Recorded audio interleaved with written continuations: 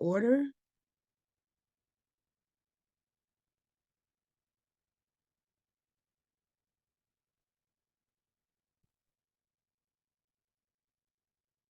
My name is Catherine James.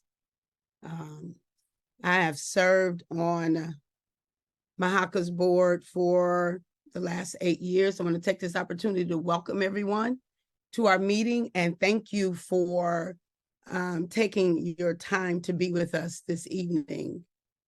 I began serving as the president in July of 2020, and I served until June of 2023. I chose not to complete my final year, the last term, and so I stepped down as president in June the 30th of 2023. At which time I began a 1-year term of past president role on July the 1st of 2023. I was functioning in this position when the sitting president stepped down. So the board called this emergency meeting in response to the October 9th email sent to MMHCA members by the executive director. I want to provide some structure for the meeting to ensure that we have a productive, informative meeting with full transparency. So our structure for our meeting will be as follows. I'm gonna go through some details taking us from August the 18th up into the most recent activities. Each board member will then be given 2 minutes to respond. This meeting is strictly geared to the correspondence that went out. We have a regular board meeting scheduled next week, Friday. And at that time, other issues can be brought up there. But this meeting is strictly focused on, called for the purposes of the addressing the correspondence that went out to membership. So each board member will be provided 2 minutes to speak. At that when there's time, board member, please raise your emoji hand so we can identify you and you will go up in the queue. And this includes, because this issue started in August 19th, those who were on the board on August 18th, those who were on the board also has the right to speak this evening at that time.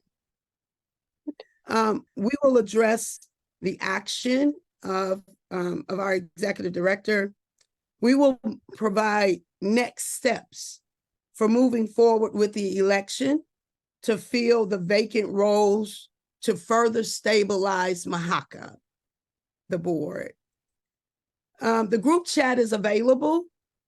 Dr. Joy, the membership chair, is manning that and will do her best to monitor and respond to the chat. Those questions that she's unable to respond to, please send your questions to, and Joy will put it in the chat, to mmhcabi@gmail.com. She'll do her best to respond tonight, but if she's not able to get to those, then please send those to that email box. So I'm asking everyone to remain respectful and maintain a professional decorum this evening. If this fails in the chat, we'll disable the chat.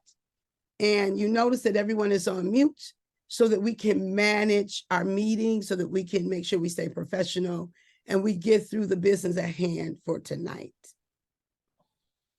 I want to make sure that even when we do start talking, that all of us, this is everybody, that we stay on topic and that there are no slanderous comments made about anyone. This is a professional meeting and it's designed to get accurate information out to our members, accurate information out to our members.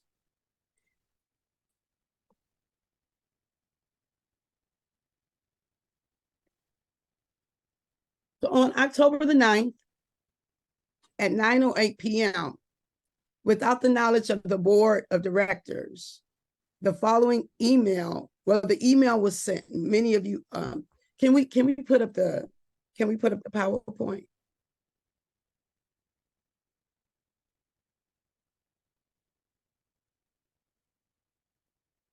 Just bear with us for 1 second, please.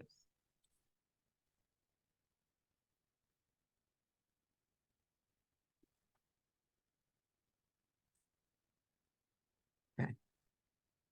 So on October the 9th, 2023 at 9:08 p.m., without the knowledge of the board of directors, the following email was sent from James Blundo in the capacity of executive director of Michigan Mental Health Counselors Association. And I extracted the elements that are not true. And so I'm going to speak to those elements that are unfounded. And so those pieces that you see highlighted, those are the pieces that we will address. But what I'm getting ready to do now, because one of the elements that is talked about in this email is that the board is dysfunctional. So I want to provide you with a view of how we have moved over the last, since August the 18th.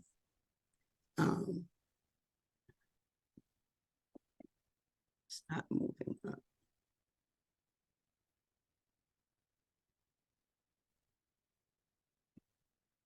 Okay, here we go. So many of you probably received the letter. So on August the 18th, the sitting president stepped down. As a current past president, I stepped in to chair the meeting. And now what you're going to see when you see my name, these are the emails that went out back and forth. August the 19th, I sent an email out to the board, and I said, tomorrow I'll send out an email detailing my suggestions to moving forward. And then another email went out on August 20th with the video, and it was asking us to course correct, to self-assess, and then to course correct to make sure that we got back on course. On August the 22nd, I'm not sure this. Joy, okay. On August the 22nd, I reached out to a lawyer for help with the bylaws because the bylaws are outdated and much of the contention was coming around that. So I reached out to a lawyer. We had a bylaws meeting. So what I really want to pinpoint here are the actions that have occurred since August the 18th. We had a bylaws meeting on August the 25th. And when Christy stepped down, she had put significant energy into working on the bylaws. And so it was important to me that we continued with those bylaws. And so we began communications with a consultant. I began communications with a consultant, Dr. Larry Pfaff, on August the 30th. And we had another bylaws meeting on September the 1st, 2023. On September the 4th, Dr. Larry Pfaff invited the board members to individual meetings so that he could hear from everyone in order to help us. On the, and he did that, I think, the 4th through the 15th or something like that. On the 4th, I proposed some next steps. And one of the things that Dr. Pfaff recommended for us to see if we could work from consensus. And so we moved in that direction.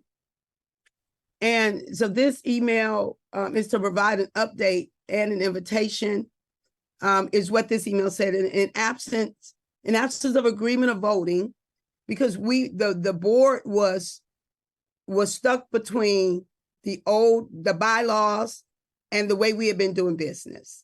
It was stuck between that. And so we were like locked into who gets to vote. And so Dr. Pfaff suggested that we move in consensus. So this email was that it's imperative. What I said, it's imperative to have consensus on some things to continue moving forward with business. Below are updates and requests for your consensus on these items. So we did not have consensus on the legal support. So that means that was dead in the water. We had budget, we had consensus to continue with the budget as it is until we could get a new budget approved. And then we had consensus to continue MMHCA business because we must do the business at hand. And then we had consensus to do an emergency election. So our bylaws meeting, we had another bylaws meeting on 9/15. And immediately following that meeting, we had a meeting with Dr. Larry Pfaff. Well, actually, what happened there is it was a board meeting. I dismissed the public so that we could do our internal work to work on mediation and things like that. So Dr. Pfaff did a mediation with us, a consultation with us, provided us with his findings, and gave us some suggestions. And part of the suggestion is that we just appoint a president so that we could move forward. And so there was discussion around that, but that failed. We weren't able to appoint a president. So at this point, we're still trying to function from consensus. And so not having full consensus, we had to not do that. So we are continuing to move in the background towards an election. And then we have another bylaws meeting on 9/29/23. So you notice on 9/30,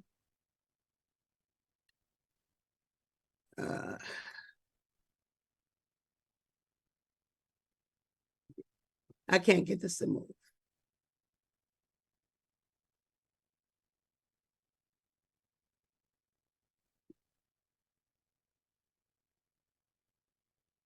Okay. So if you notice on 9/30, so FYI, information going to membership for requests to be placed on the ballot. So this was a document or information that we were going to send that I sent to the board. So for their review of information to be placed, basically to invite the membership to submit their candidacy to go on the budget, go on the ballot. So we attempted to move forward with the election. There was ongoing agreement about the process, and there were exactly 24 emails later, there were no movement. So from September the 30th to October the 4th, there were discussion back and forth, but no movement on the election.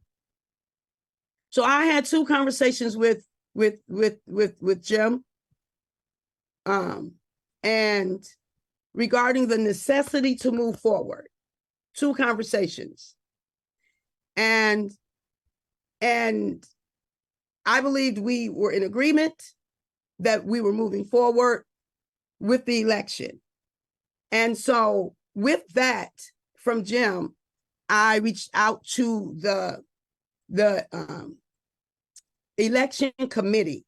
The election committee, based on the 2012 bylaws, is the past president and two members from the membership, two individuals from membership, past president and two from membership. And so we had that election committee. We've had that election committee in place for, I don't know, for a month or so, maybe even longer. But so I reached out and I said, I think we have a go ahead. I had a conversation with Jim regarding our absolute need to have an election at this time. Since consensus did not work, he was in agreement. That That's what I believe to be from our conversation.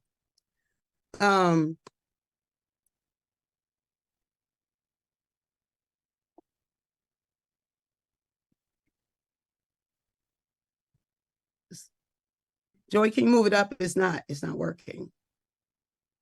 Okay. Go up some more. All right. So the emergency election process on 10/5, I sent this out. Go up more for me. I sent out, hello, everyone. Please review the email and the video. The link is below, and respond no later than tomorrow night. By this time, we have a very tight timeline, because if you notice the date, if you can go back up, please. If you notice the date, we are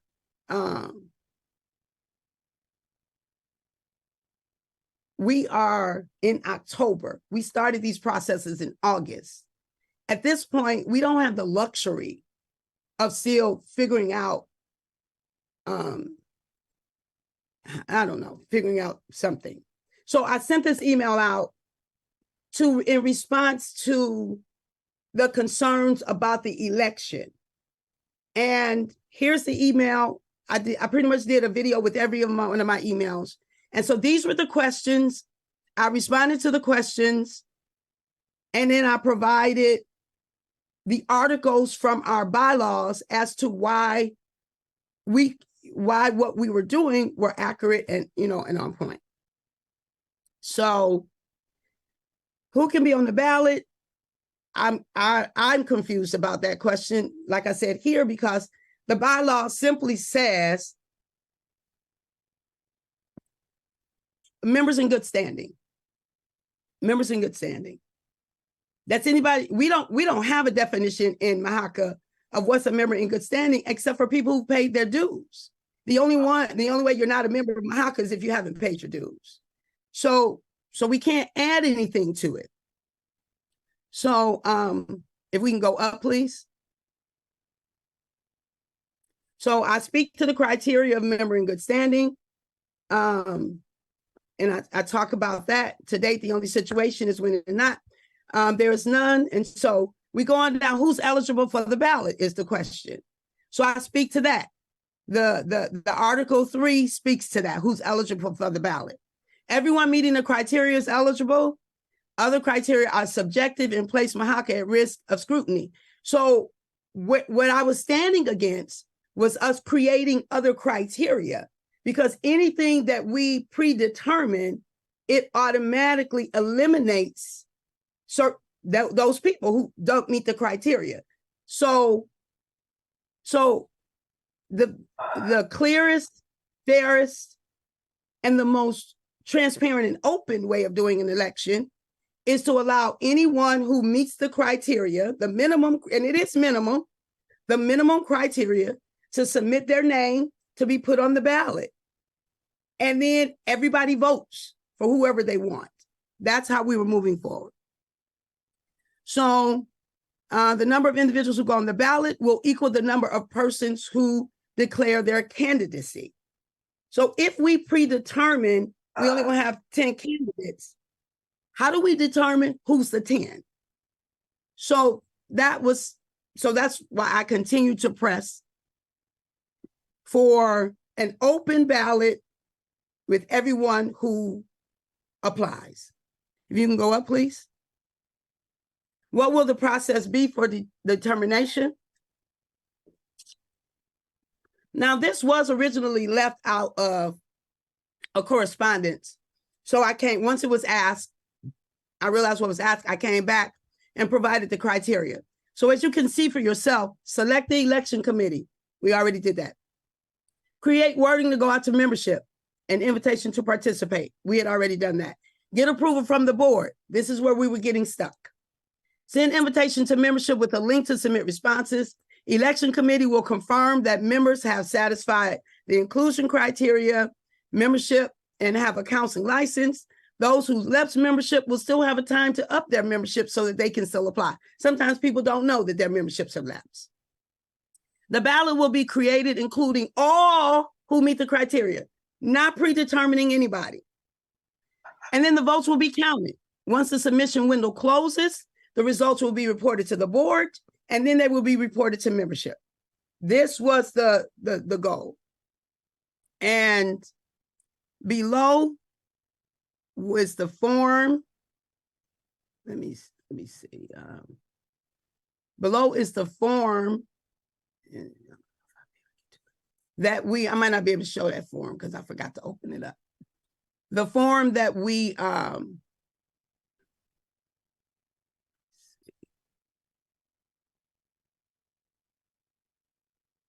for candidacy. Oh, that's okay. Here we go.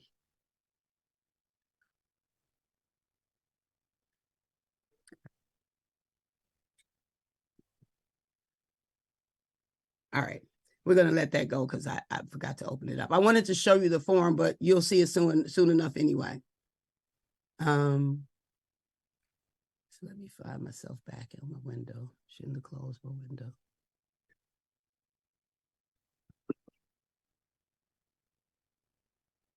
Did you still want the form? The form is showing, officer candidate form. You say it's showing? Is it showing? Oh, it did open. It opened. Oh, I must have went in and opened it. Okay, thank you. Thank you. So this is the form has been ready to go out to membership. Remembering it tells you who you are, membering in good standing, up to date, required. You would only be in a position until June 30 when we have a full election. We need to fill the role of president, secretary, treasurer, and there are 3. So it'll be member at large. There'll be 3 positions for that. And then it's a statement of your qualifications, as well as a short statement of your reason for wanting to be on the ballot. All of that information will be available so everyone knows how to vote. Okay, if you can go back to the.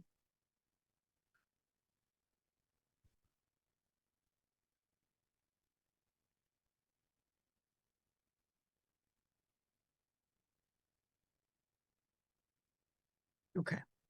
So the other comment that was a sticking point is stick as closely to the bylaws as possible. I just was perplexed by this because the bylaws provided the criteria, and this process followed that criteria. I still don't get that, and so I just provided the language here in response to the committee will sit closely to the bylaws and utilize the only outline criteria that we have is member in good standing. We have no other criteria except member in good standing. If we put in criteria, we automatically eliminate people and then we bias the election. So that's that. So then I went on to say, Joy, can you go up, please? So I went on to say that, no, I come back down.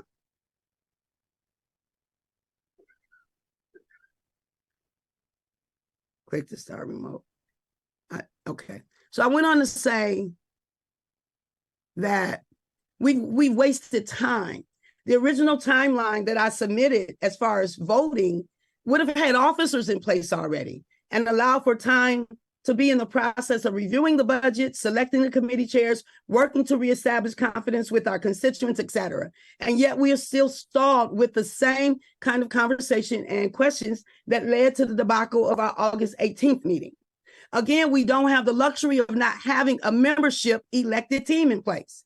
One of the things that Jim and I discussed when I first came in as president, that MMHCA would move from kind of a solely led organization to a membership led organization. That was, and the language I used was mom and pop to a statewide membership led organization. We understood that we were transitioning in that way.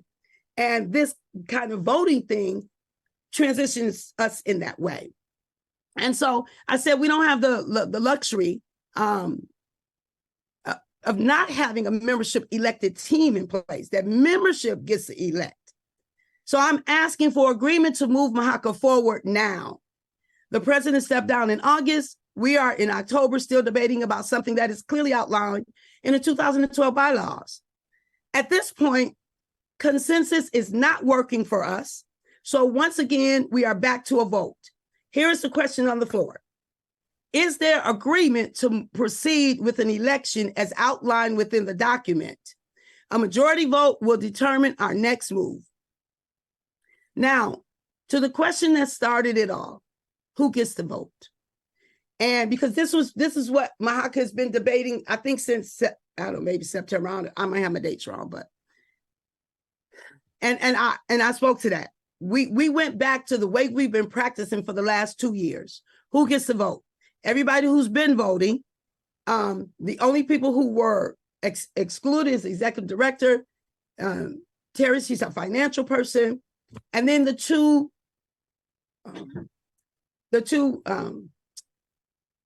election committee people, because they're from the membership. And I said, let's move forward. Okay, up, Joy, please. So on 10/7, 30 emails later, we had a 7 to 10 of the board members in agreement to move forward with the voting and voting procedures as presented. 7 out of 10 agreed to move forward. 7 emails proceeded to come in against the voting procedures as outlined. So we still had those who disagreed, but we had 7 out of 10. We had the majority. We could move. We needed to move. So MMHCA's emergency election is, it was the title, if you can go up, Joy. So on Sunday, August the 8th, now I need you guys to pay attention to this date. On Sunday, August the 8th, this went out to all board members. Hello, MMHCA board members. Go up for me, Joy. Based upon the voting results, we will move forward with the election as outlined in the previous emails. I understand there are still some concerns about the process. I can appreciate there will continue to be concerns and disagreements as we move forward. While we work to navigate the concerns and disagreements, it is my hope and expectation that every board member will support the actions agreed upon by the majority of the board. Though we may disagree, our solidarity is imperative to keep this organization from further internal threat. We are past the time of deciding. We must move forward. Here are the election steps. Election committee will connect. The invitation for candidacy will go out to all current dues-paying members. This allows for all current members to be aware of the election and have a voice towards who gets placed on the ballot, giving the members maximum input. The board will be kept abreast of each step of the election. Members, this went out on October the 8th in the evening. Can you go up, Joy?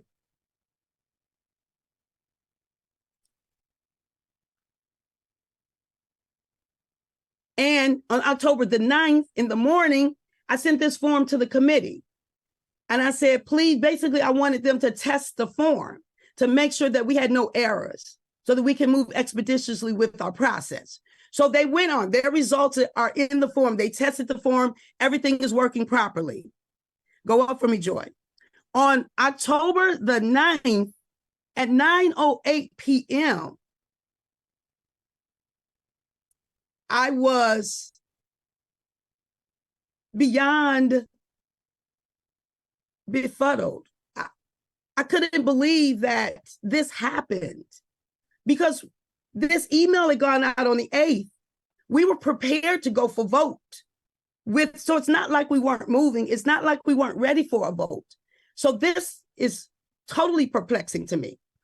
The email from the executive director goes out to indicate that those remaining on the board cannot agree on how the board should function, how to move forward in an appropriate manner, or even who is legitimate on the board. Go up for me, Joy. So as a result, I called an emergency meeting to clarify that email, that email. So here's the emergency meeting. And go up for me, Joy. So I want to speak to, so the executive director sent out 2 emails saying the same thing. And these are the things I want to highlight. They are erroneous and reckless statements. 1, those remaining on the board cannot agree on how the board should function. There was a 7 to 10 vote. 7 out of 10 have agreed to move forward in a democratic fashion. That's a majority vote. We were functioning. How to move forward, and we couldn't agree, according to the executive director, how to move forward in an appropriate manner. 7 out of 10 have agreed to have an election as outlined by the election committee. There's no confusion there. even who is a legitimate board member. 7 out of 10 of the board members are not confused about their role or the other board members' legitimacy. The legitimacy question surrounds the actions and the status of the executive director, not the board members. So the board, in effect, has become dysfunctional, was the next statement. So I want you to see 2 months, 2.5 months, 5 board member meetings, 10, it wouldn't have been 5 board members. I don't know what that 5 is because it wouldn't have been 5 board members meeting, it was 1. So 2 months, it was 1 board member meeting, 10 meetings with a consultant, hundreds of emails got us to 7 out of 10. Now I'm not going to pretend like this has been easy. And look at the number of emails. That lets you know that has not been easy, right?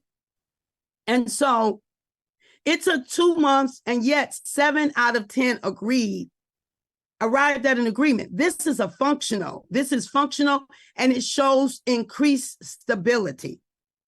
Our bylaws do not address the situation. 7 out of 10 were attempting to have an election. Our bylaws absolutely address how to cover an election. If you can go up for me, Joy, please. It talks about the association of officers, the elections of officers. This is right in the 2012 bylaws. All of those are go. If you can go up a little bit more, Joy. So here, and you all can get the bylaws if you request them. So all of that is right here in the bylaws. All the language I pulled directly out from the bylaws. The nominations committee consists of past president, which I am, who served as a chairperson, which I was for the committee, and there were 2 other members. One who is a member who diligently worked on our bylaws committee, and one who is a counselor supervisor member. Okay. And so nominations and all of that, go up a little bit for me, Joy. Okay. So I think that's, yeah, I think that's it for that. So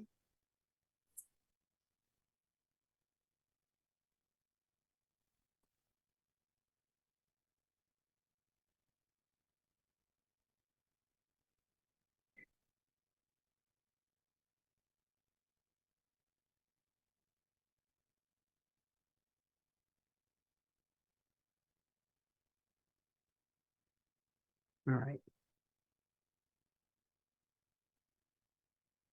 Okay.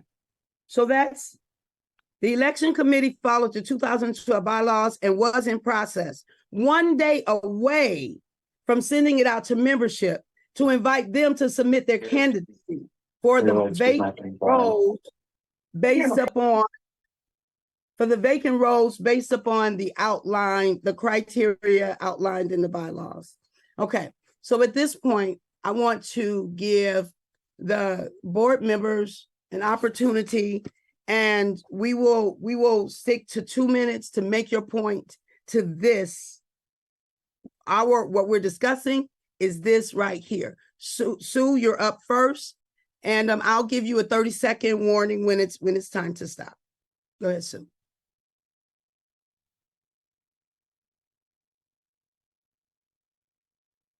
Sue, you're muted. Sue, you're muted. Before I start, I'd like you to put on the screen the email that I sent you in. I sent it right before the meeting started. It's a 1-page portion of the law that I'm concerned about our not following that I want to share with the group. I sent it to you just as the meeting was starting, and if you could put it up on the screen, I will then make my comments.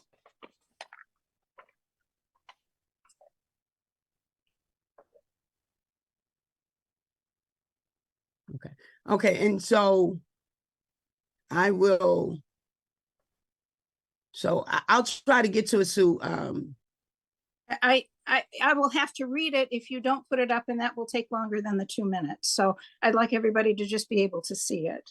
But I will read it if you can't get it up. But it should be right there in your email. And I can send it again if you don't see it. Okay. So, all right, so we don't have longer than 2 minutes. So Then we can want, you get it up so that I can get started? I'm gonna try. I didn't know that we needed this up beforehand. I didn't know Okay, that. I'm sorry, I sent you the email. I will just start making some comments, but I really don't want that to count against me before the information that I want to share is there.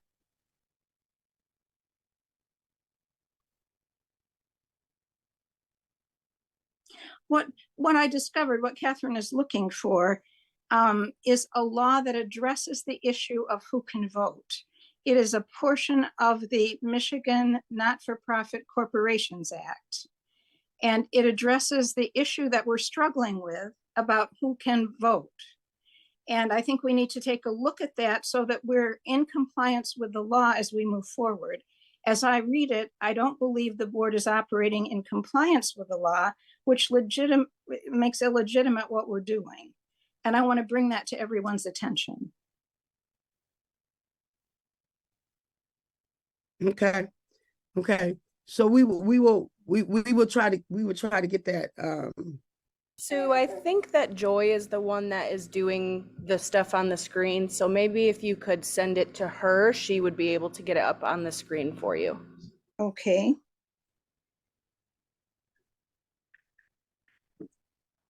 Okay.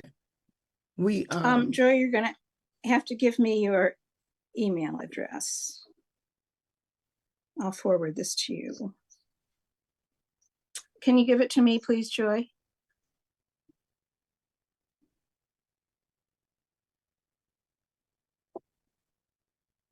So you can send it to me and I can share it on the screen.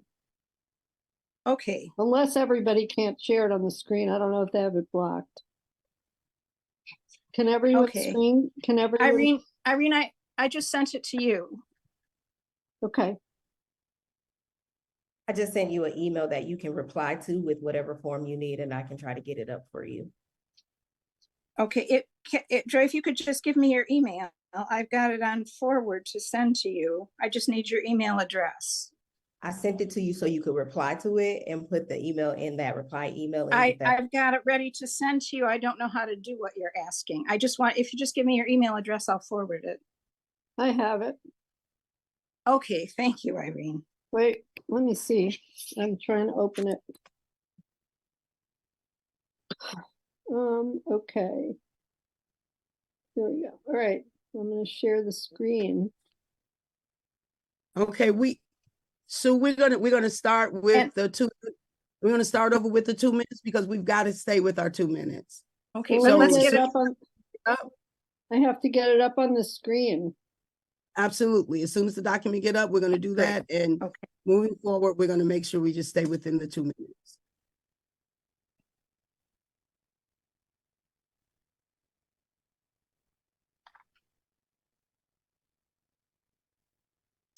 Okay, so this is what see. the Michigan Not-for-Profit Corporations Act says about making and certifying a list of shareholders or members entitled to vote. So the officer responsible in number 1 makes the list, and it says how the list is to be constructed and sends it out at the time and place of the meeting. The list is open to examination. D is important. The list is prima facie evidence of which shareholders or members are entitled to examine the list or to vote at the meeting. And if the requirements of this section are not complied with, and a shareholder or member that is present in person or by proxy or in good faith challenges the existence of sufficient votes to approve any action at the meeting, the corporation shall adjourn the meeting until the requirements are complied with. So what happened was, and I just discovered this today, Christy sent out, Christy was the former president, she sent out the list of board members prior to the organizing meeting, her first meeting in July. And it consisted of an executive board of James Blundo, Christy Hoffenstein, Christine Stanke, Haley Rayner, and Catherine James. I have this to share, but we're not going to take the time to do that. So you'll have to trust me, but those documents are available for you to see. And then it listed the committee chairs on this list. thanks to Chris DeBoer, I discovered that a second list was sent out in August, and it has changed. The executive board now does not include Jim Blundo. There's a whole new membership category, which is created, and there are 3 members in that category, members at large, and the list of committee chairs is less. And it indicates on this one who's a voting member of the board. The bylaws provide that 30 seconds. the executive board and members at large can vote, and that the committee chairs cannot vote. It is unclear why this was changed, but if the purpose of the change was to rectify the problem that committee chairs can't vote and they had been voting, I'm confused about why all committee chairs weren't included as members at large. That's not clear. So we've gone, we still don't know who can vote. It's not clear. We have 2 documents. It's not clear which one we're following. And therefore, the actions of the board are not in accordance with the law. We're not following, we don't know which document to follow, and we're not following. Your time is up, Sue. Your time is up. I make a Thank you. challenge, Catherine.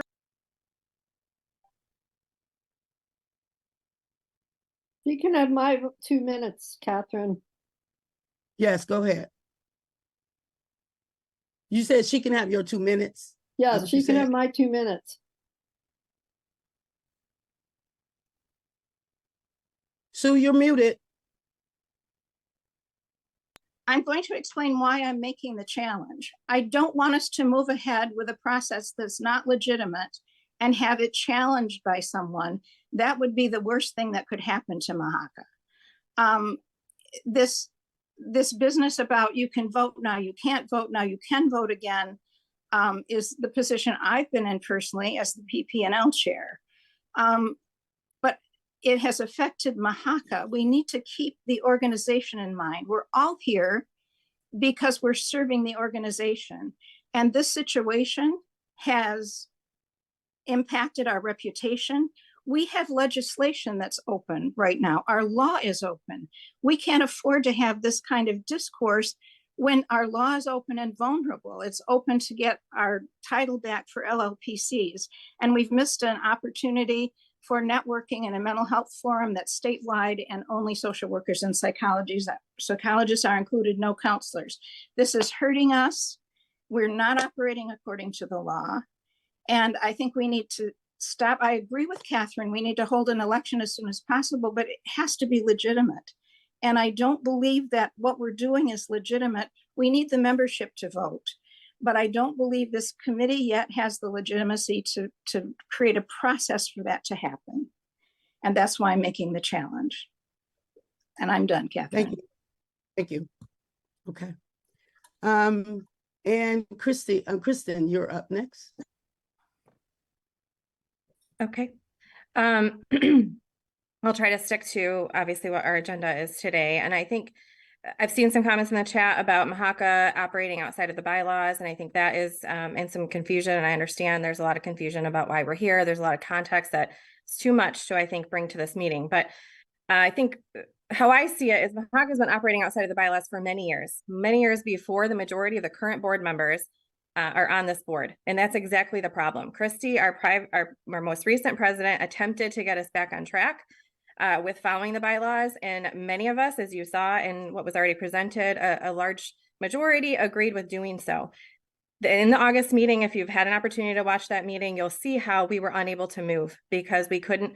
Those of us that said, okay, we will agree to move forward with the current voting members, we will agree to an election. So we are elected instead of appointed, which again, the folks who were here the longest were the ones that were allowing appointing to happen for so many years. So now that we're trying to not do that and have an official elected board get back to following the bylaws, we have been unable to do that. We are stuck because we're arguing over who is allowed to vote. And so we're trying to move in that direction, and it seems like an impossible feat at this point. And I think that's what you're seeing. There is some dysfunction in that.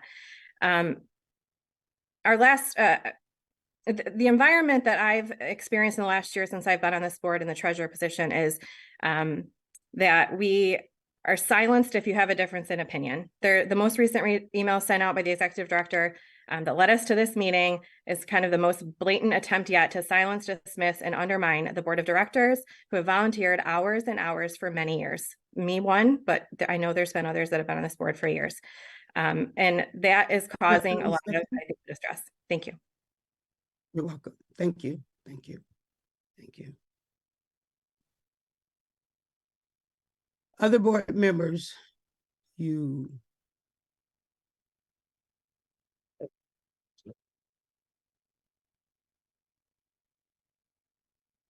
Chris. Thank you, Catherine. Yeah, I think we can see what's been part of the problem with the organization. I want to keep this focused on this week's events because that's the meeting that Catherine called, and I'm going to speak briefly and directly. Our previous president, Christy Hottenstein, said as she was warning the board of these issues in August, where she resigned, stated to the executive director, "You don't want people on this board who disagree with you." That's at 3440 for timestamps. I was reminded of that statement when the email was sent out by the executive director about running an election for the board, where the candidates would be passed through him rather than the committee that had been assigned those duties, of which we know the executive director was aware. In his email, Mr. Blundo refers to himself as the founding member, and that is part of how he derived the authority for making the decisions that he did. There are two issues with that. Mr. Blundo's name isn't on the articles of incorporation for this organization, and even if they were, there's no such thing as that official title in the bylaws of this organization. I don't say this to be pedantic, but to illustrate how that this action is representative of the issues of why we must take action to address this. This meeting is just the beginning of the work that needs to be done, and I hope others here would be interested in joining us in that work instead of kind of seeing what's been going on and, you know, being like, I don't want any part of this. We've been operating informally for many years because our focus was on bigger issues ahead of us. But now that we don't have one of those emergencies going on, we have to transition to function as an organization so that we can build for the future. And we can be a consistent and strong voice for counselors and our clients in the years to come. 30 seconds. This organization is only as strong as the participation from our profession and from the good faith engagement from people part of this organization. And I'll yield from there. Thank you. Thank you. Thank you. All right, next person, next board member.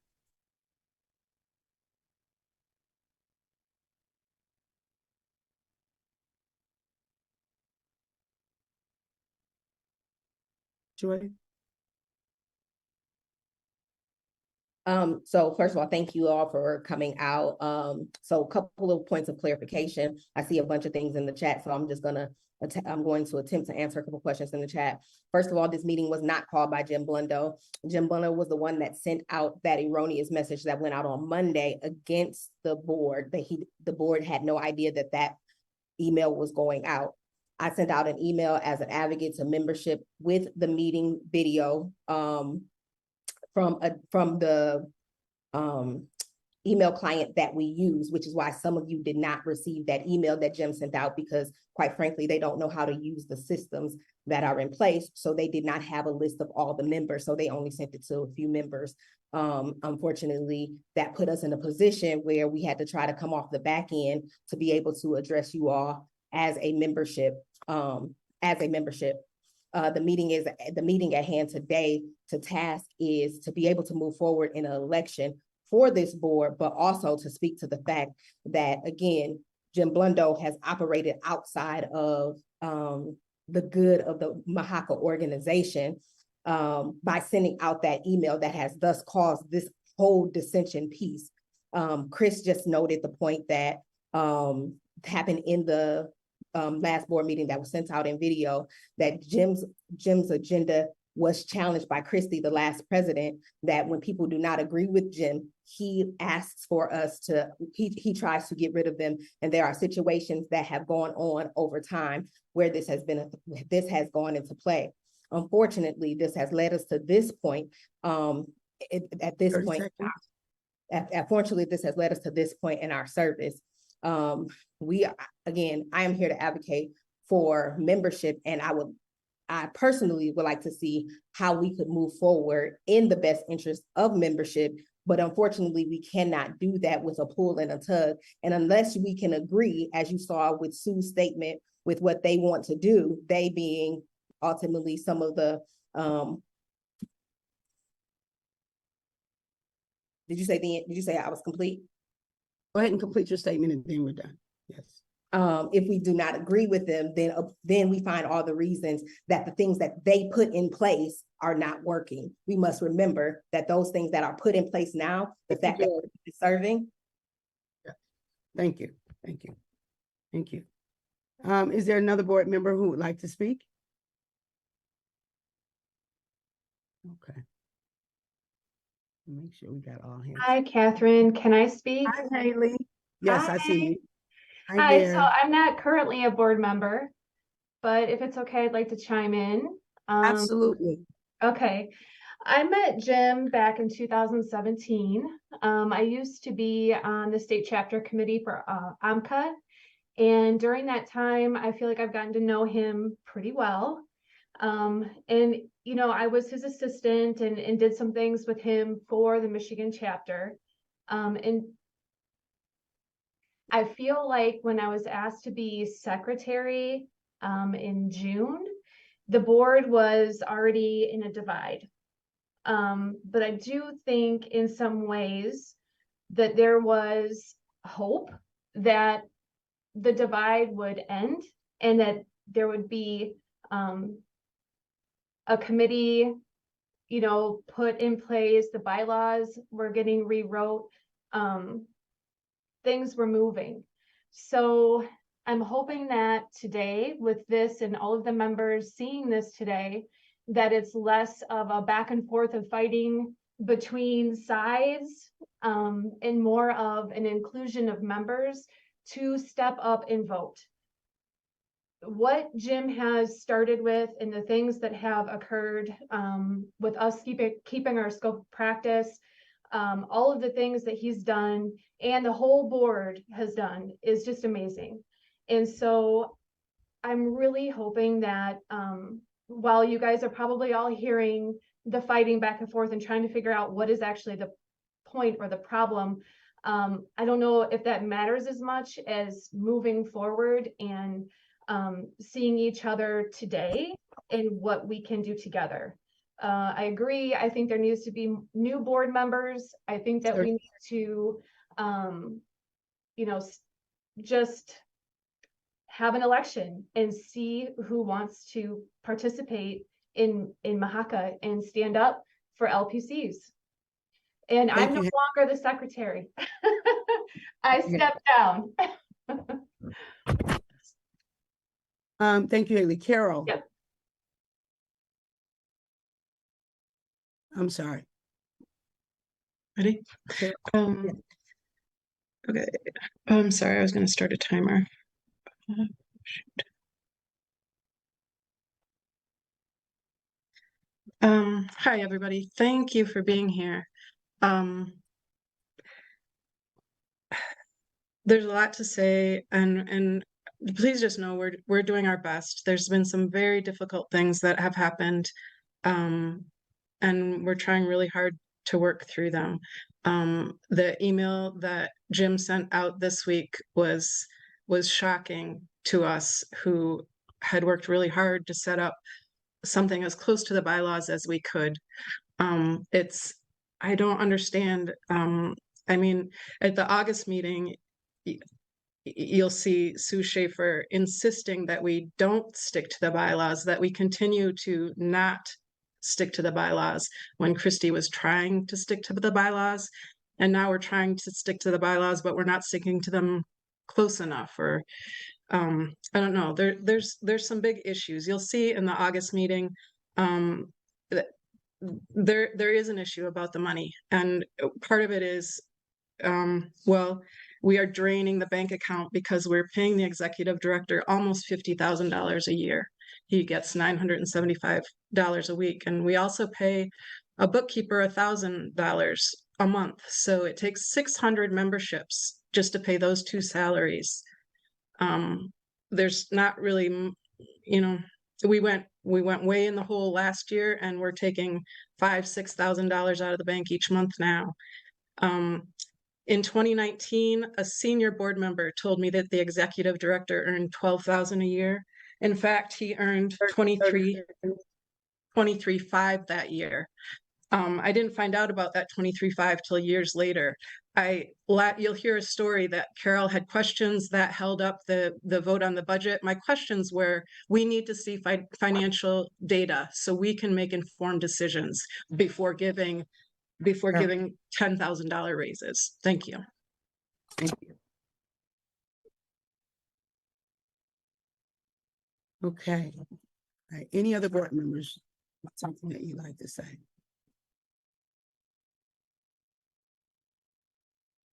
I'm not missing anybody.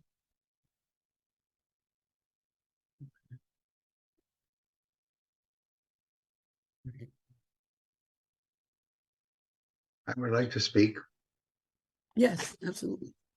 since I'm the target here. I want to thank all of you. There are people on this whole thing. This was a really great moment in a different kind of way. I'm really want to thank you for all the work you've done. When we passed the bill in 2019, we all worked very hard and we're working together and we were very united. And I started this organization in 1983. I'm the founder. And of course, you wouldn't see me we didn't incorporate till whatever, 1999. So I just want to thank you for that part of it. And I want to say this, don't let hate hurt your heart.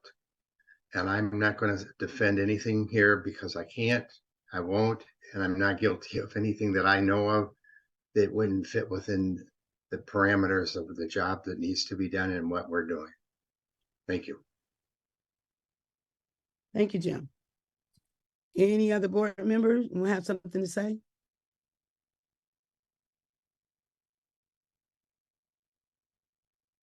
Okay. So,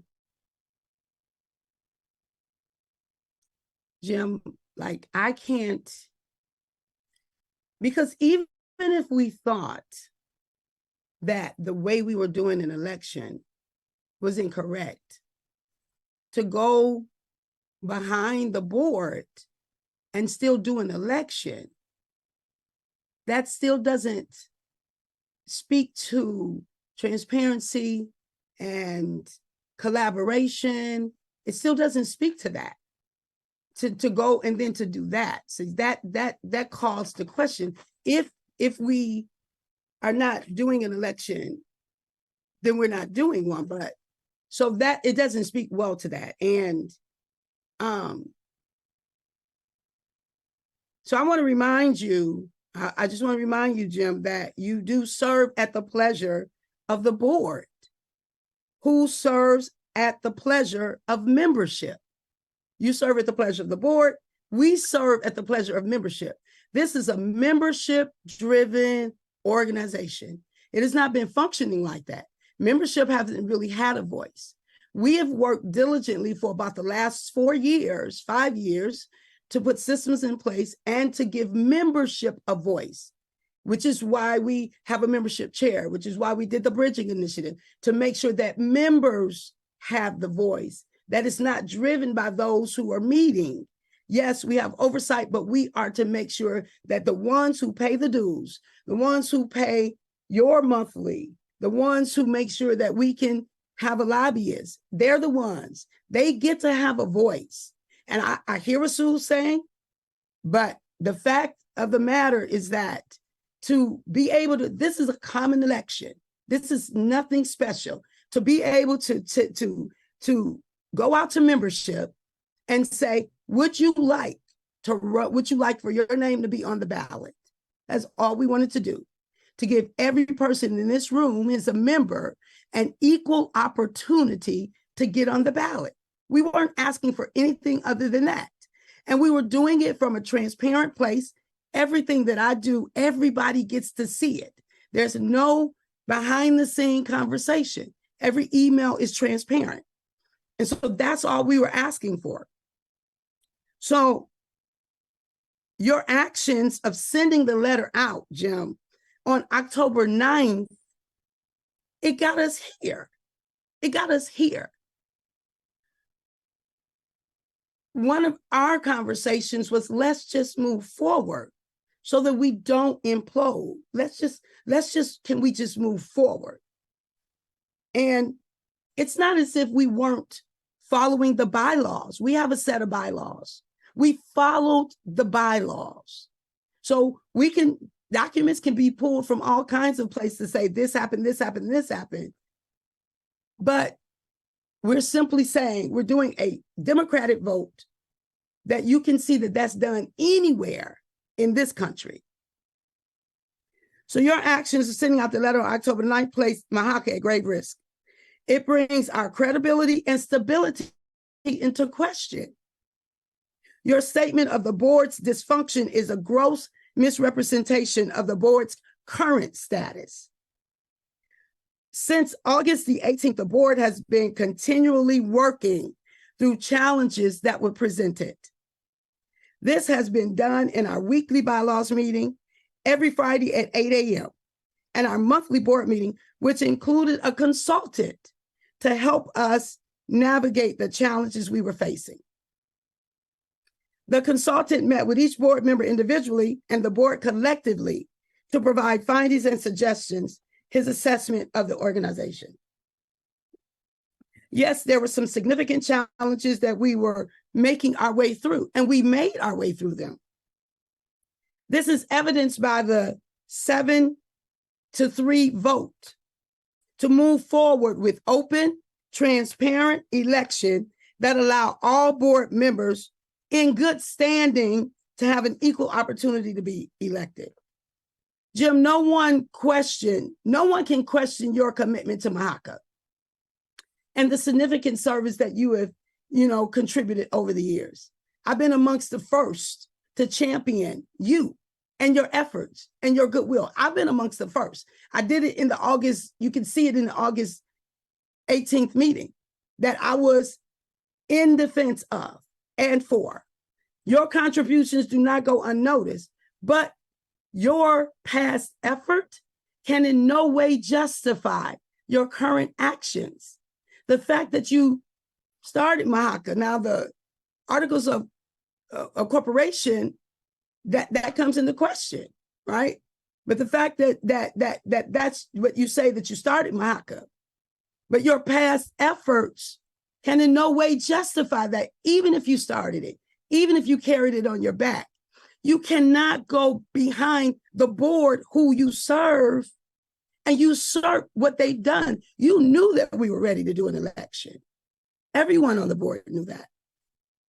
Sending those letters were a reckless act on your part, because now we have the entire community in the meeting with us. Now we have the entire community in the meeting with us.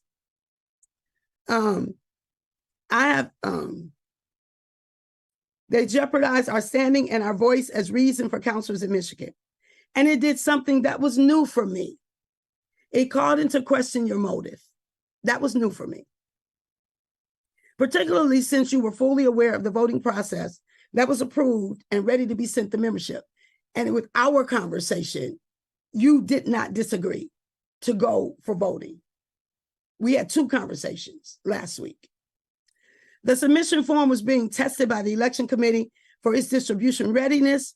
Almost 3 months of board effort was undermined and jeopardized by your actions. Frankly, I'm baffled by your interception of an election process that will provide access to the entire membership, where the nominations, submissions, and board position votes would be managed and monitored by the election committee, providing the equal opportunity for all. 2 people that are not on the board, as opposed to a request for submission to your own email box. Nothing's transparent about that. Nothing's open about that. Why are we doing this? Why are we? There are no checks and balances. So in no context is this the preferred process for transparency and You need accountability. to stop, Okay. So our intention is to move forward with an election so that the membership of MHCA can choose who will be the leaders moving forward. That's our intention. That's the only thing we were doing. We were ready to do it the night before it went out.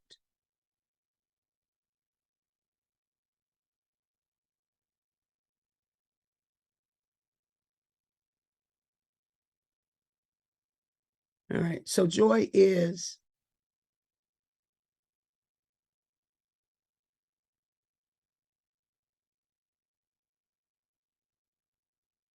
so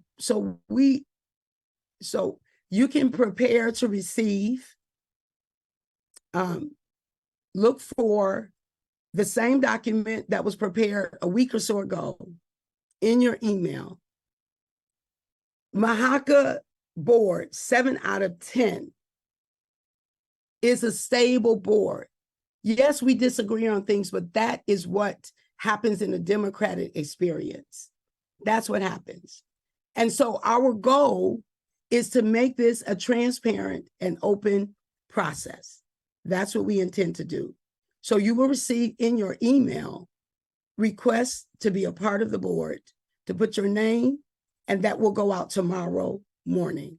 You will receive that in your email because the board has voted 7-3 to move forward with this election. The board has voted to move forward with the election.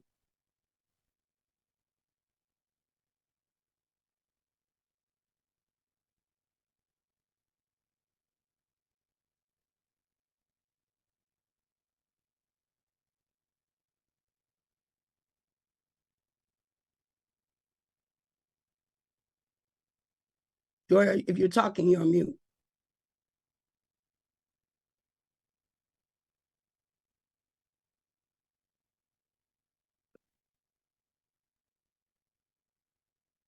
You can't unmute?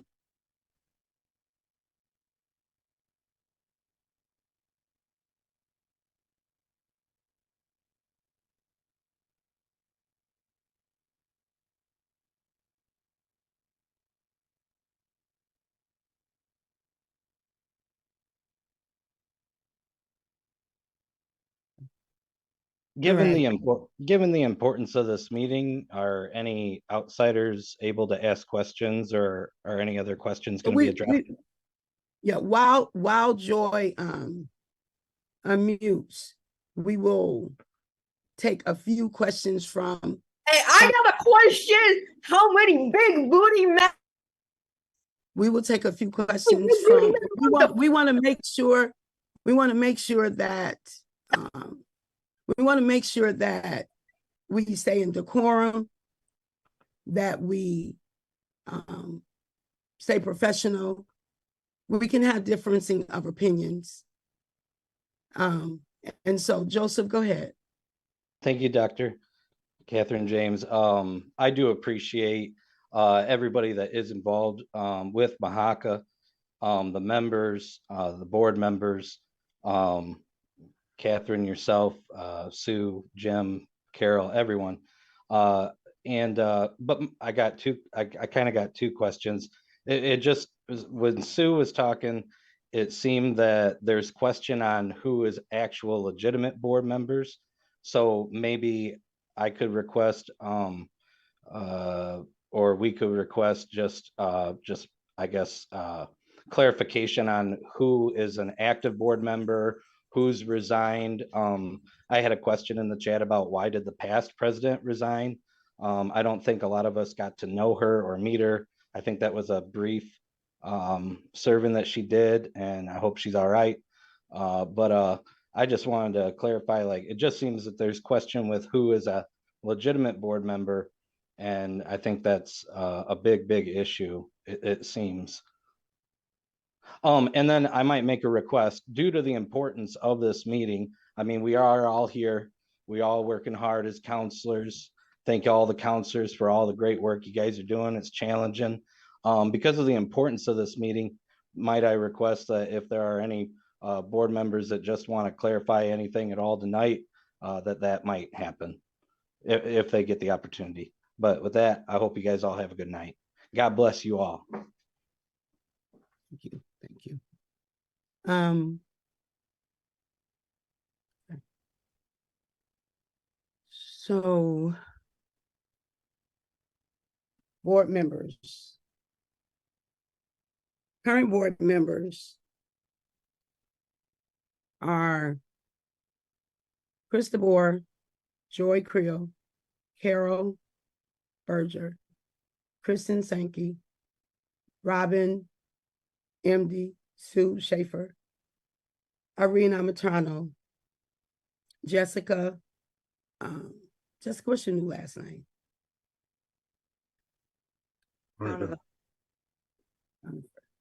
Brenda Everett, and myself. And then Jim is currently serving as the executive director. And who was on it, Haley Rayner stepped down, and so did Lori step down, Lori Rowe, as a result of the things that were happening. Okay. So I'll speak to that if that's okay. Yes. Because I kind of stepped down for some of the same reason. The bylaws were not being followed, and Christy was trying to follow the bylaws. And there was discrepancy on the board. It was divided. Sue Schaefer read how she felt the laws were interpreted, and there was nobody on the board that was elected.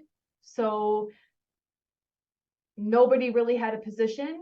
So there technically was really no board, and the only voting member was Jim. Christy continued to try to process through that meeting and was met with such resistance. I think she got really cornered and strong-armed, and she just said, you know what, you can have it. I think at that time, watching that happen and unfold, especially only being on the board for a short time, as secretary, it was really difficult to be able to perform my job as well. And so I wound up stepping down. Thank you. Thank you for explaining that. Lori was a former board member. And yes, so Lori, I would just like to say I too resigned in August after such a strong, such a board meeting that was so contentious and no one was listening to anyone. The research I've done since then as to the history and what's been going on with this particular board and the executive director relationship really has been. Lori, your email, we can't hear you. You can't hear me?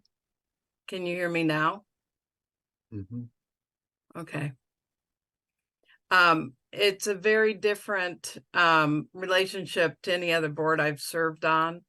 The executive director does serve at the behest of the board. And I think it became very obvious that there was a lot of confusion about what everybody's roles were. And the contentiousness within that meeting was just something I knew I couldn't participate in at that time. But again, since then, I've done a lot of talking and researching about what's been going on, and I would appreciate a membership-driven MHCA, where the members drive what the organization does.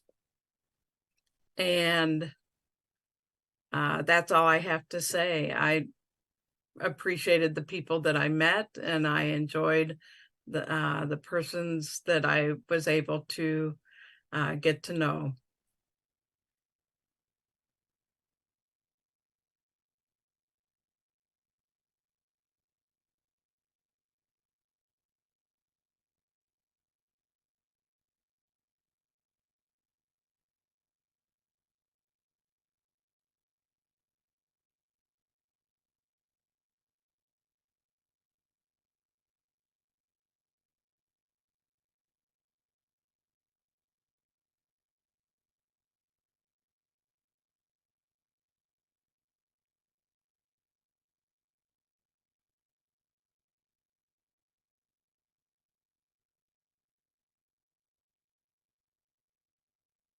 It looks like we lost Catherine. So she was sharing the meeting, so we can give her a couple minutes. In the meantime, oh, she's trying to re-enter right now, so I will just shut up and wait.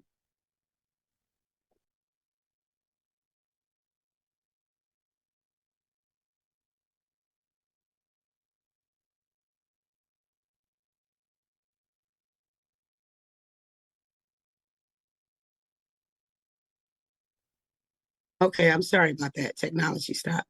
So we got a couple of more hands, and then we're going to move to adjourn. Tricia. Hi, can you hear me? Yes, we can hear you. Okay. You know, I was reading some of the chats and I am so concerned. And I'm concerned a lot because I've been involved in MMHCA for a lot of years. Even, I think, Catherine, you and I met many, many years ago. Yes. And Joy, and I've worked with Jim for many, many years. And, you know, someone said blame, and Jim, I am so sorry. I am so sorry for. Where did she go? Tricia? I think it kicked her out.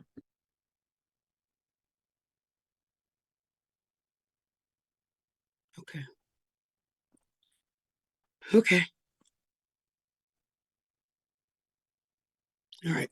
So what I want to assure is that Was I on purpose, or was that accidental, or what was that? No, that wasn't on purpose. Okay. I'm just checking because and here's the thing, there's a lot of people that haven't worked closely with the board, this current board and the previous board. The executive director haven't really and don't know all of these people. I don't know the current board, I can tell you that. But what I've seen so far is kind of scary. And I don't get it. I've known Jim for many, many years, like I said, and I've watched this whole board move throughout different people for a long, long time. I know the mom and pop shop. I've been here through the mom and pop shop of MMHCA. This is really sad to see. There is a lot of finger pointing and a lot of blame. And I didn't know counselors did that. That's shameful for our profession right now. I am shameful to even admit that I am a licensed professional counselor with the backing or with the responses that I've seen. I am embarrassed to call myself a counselor, considering I've never seen so much blame and lack of support. And my prayers are for you, Jim. My prayers are for MMHCA, if people believe in that or whatever. But I'm very embarrassed by all of this behavior. Extraordinarily embarrassed. I don't know what else to say besides that. And I think we need to all be embarrassed by this behavior. It's just not what counselors are about. I didn't take a pledge to do no harm for no reason. And we are harming each other. big time. And Yes, absolutely. We are. Thank you. Thank you for your comment. We are in 100% agreement with you.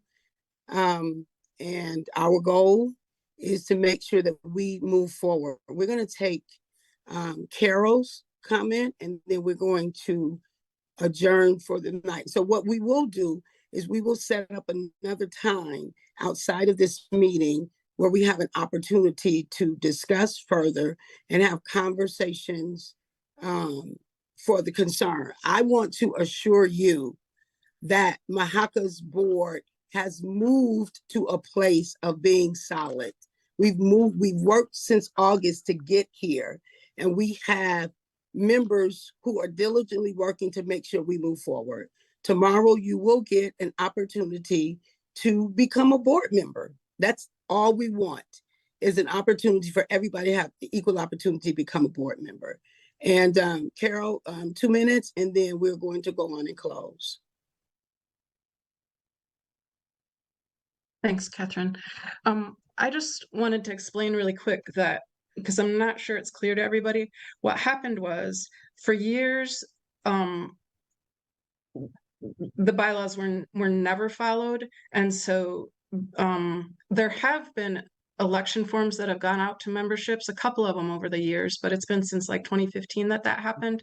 Since then, Jim, who's he's staff, he's not on the board, he's an independent contractor. I mean, in the August meeting, we learned that, okay, we're appointed by Jim. None of us knew this. And that's the issue is, you know, we all thought we were board members. In good faith, we're acting like board members, and, you know, in a lot of different ways. But so then in August, when we wanted to follow the bylaws, we were told none of you are board members. And so we said, okay, let's have an election and, you know, get some legitimate board members. If we're not legitimate, even though we've been putting in a lot of time and thinking we were legitimate. So we tried to set forth a good election, and then Jim thwarted it this week. And so I'm sorry that this has been uncomfortable for you, but it's a very defiant thing, and we didn't know what else to do besides this. So very sorry that it's uncomfortable. We're just human and trying to do the best we know how. It's an extremely difficult situation. And I know we have all loved MHCA. We all do. We all, I imagine, still do, and want it to succeed. And we want it to succeed. And we are working toward that. There's actually, the 7 of us are work great together and are actually a lot of good friends. So thank you. And so, again, I invite you. I believe in MHCA, which is why I've served for the last 8 years. And again, for Jim, you know, if you watch the August 18th, if you watch the August 18th, you will see that I totally 100% recognize what Jim Blundo has done and his contribution and those kinds of things. My first and only time where Jim and I really weren't on the same page was when the letter went out in October. And I've been a part of this board since for the last 8 or 9 years. And so we will move forward. MHCA is a solid, I want to make that statement that we are solvent, we're solid, we are working through some things. We will move forward with the democratic process. You have an opportunity to now come into the inside by putting your name on the ballot and by becoming an active working part. So if you want it, you know, to change, to be different, sign up. It is an open, fair election. It's for secretary, treasurer, president, secretary, treasurer, three member at large. I am grateful for each one of you who took your time out this evening. You could have been anywhere, but you took time out. That means that you believe in the counseling, as we do too. So thank you for being here. You will hear from us tomorrow morning, and we will continue to keep you connected. The email address, Joy put it in the chat. If you have any questions, we will be responding to your questions. Again, I'm with Carol. No one wanted this to happen. I would have never done this in public, but nobody benefits from this. but we had to respond to the accusations of dysfunction. And so I hope to hear from you. Stay connected. This is an amazing organization. And the more that the members have voice and have access, the better the organization can be. We're all here for one purpose. So thank you so much. And we look forward to your continued support and response. Anything we can do for you, let us know. MHCA@gmail.com. All right. Have a good evening, everyone.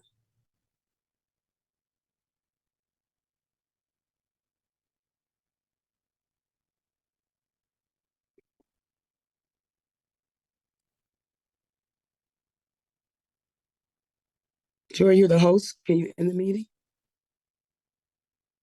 Recording.